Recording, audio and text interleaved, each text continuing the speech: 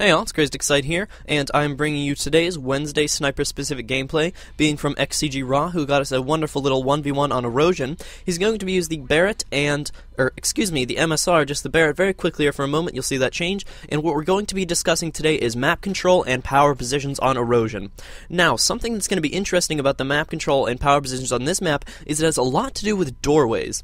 That's right, and that's not something you would expect on most maps because there are a lot of open areas, but really here, there are going to be three main portions of this map that Ra's going to be playing on and getting his kills on. It's going to be Tower, which he's in right now. He just exited into Orange, and then he's going to be into right now Marble. And those are the three main portions we're going to be focusing on, as most of this gameplay takes place right in this little strip. Now he sees the kids, AFK, does a noble thing, takes a shot at him, then backs off, lets him come back, goes to check on him, see if he's back yet. He is. Now Ra knows he has to be close as he's just left that position, and he just pokes back in through Marble, checking around, and then he comes back, sees his back going in through doorway, and just takes a shot, gets a hit marker, and then shoots through that doorway. That doorway is only level 1 cover, so if he has any sort of damage done to him, one bullet from any sniper will take him out at that point.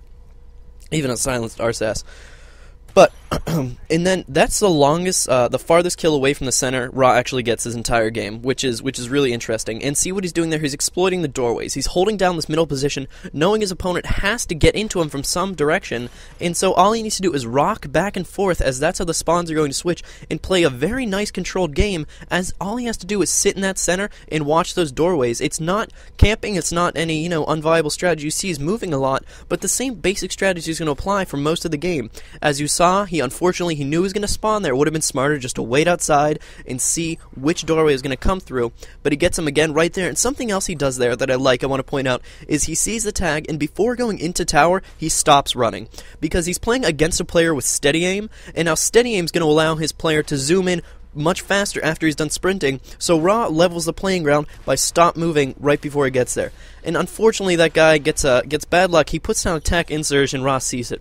Now, I know why he was doing that. Why he was doing that, putting down that tactical insertion, is because Ra had taken a shot and missed, and he wasn't exactly sure where he went, and he was hoping that Ra would actually back up and try to reassess the situation, make another game plan before he went out, but instead Ra just pushed down instantly, and so his tac insertion was rendered null and actually got him one more death than he needed. Now, Ra makes a smart play there as well. He backs up after taking his first shot behind that doorway, anticipating the player is going to back up farther on Magna and try to pick him off as he's running backwards. But what happens is the kid actually pushes up, but Ra, positioning himself well behind that doorway, offers himself plenty of time to get back into tower before he's put in any real danger.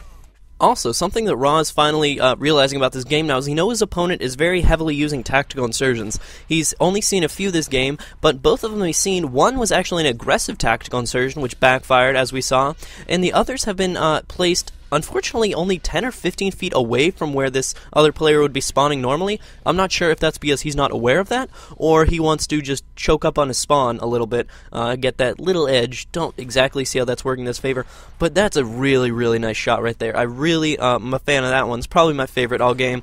Gets that long-range hit marker and then follows it up with his second very dirty shot. And he's just rocking back and forth again, controlling that middle, looking at those doorways, controlling those doorways. That's what you have to do. If you can do that on a map like Erosion, actually on Erosion, and if you have a skill level enough where you're able to do that, Ra is able to do it very well, but even someone who isn't necessarily at his level could dominate just like he is using these key tips. And unfortunately, the kid snuck all the way around the map. Finally, I was surprised he hasn't done that earlier, but Ra's just going to keep advancing on him. Very nice. Puts him in a little choke there, puts him in a poor position, and he's looking. That's a very nice head glitch. Not as much a head glitch as it looks like. My PVR, wow, you just failed on me there. Thanks for the hiccup. Can't analyze that kill for you, because I really have no idea what happened. Excuse me, and now he's just running back and forth.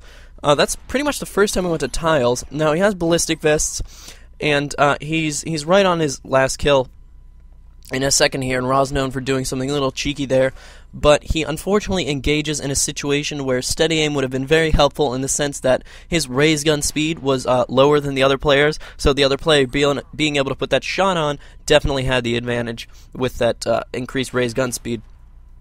Now, he's been doing very well at these choke positions. Unfortunately, I cannot condone what he did there, as it was not very strategically sound, but he's more going for style now that the game is just finishing up. Wanted to get in a nice little 360. The kid that he just got that kill, unfortunately, he was in a very well fortified position. Now look at that beautiful one. Oh, gorgeous. 2 360s. Look at that. That's going to be 2 360s in one kill cam.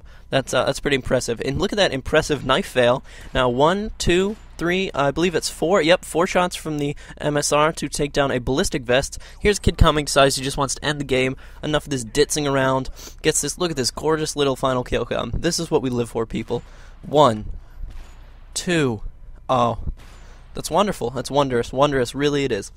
And the nice no-scope with the dead silence. And now just to emphasize how essential and how important on this map it is to control the center portion, look at this. You know what? Actually, I'm going to white out the sides for you.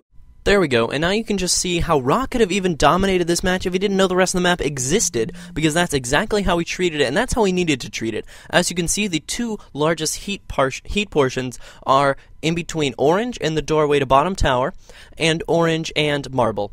And that's exactly what he needed to do. He controlled it perfectly. Couldn't have done it any better myself. I really hope you guys enjoyed this. I hope you guys learned something, and this series is helping you out. Please leave a like, a comment, sub, and tell me if there's anything you want to do differently, anything you'd like to see differently. This has been Crazed Excite and TTFN.